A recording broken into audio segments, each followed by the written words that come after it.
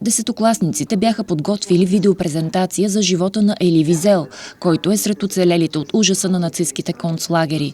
Носителят на Нобелова награда за мир, писател, журналист и драматург, Визел е една от първите жертви, проговорили след голямото 20-годишно мълчание по темата Холокост след края на Втората световна война. Инициатор младежите да се присъединят към инициативата "Ние помним" на Центъра за еврейско-българско сътрудничество Алев е преподавателят по български език и литература Любов Джунгурова. Холокост е едно движение на ума, на духа и на съпричастността в целия свят към горчивите уроци, които историята дава, към факта, че 2 милиона евреи са избити, а Европа е мълчала.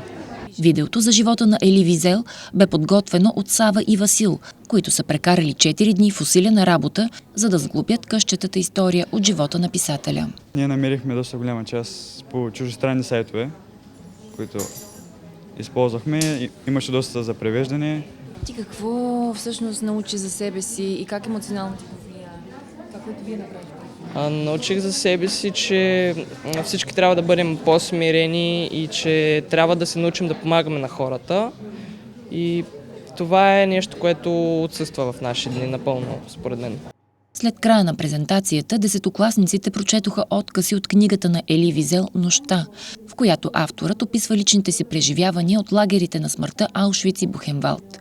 Последва ги емоционална дискусия, в която младежите търсеха отговори на въпросите: ако мълчим, помагаме ли на престъплението и защо е важно да помним ужаса от Холокост.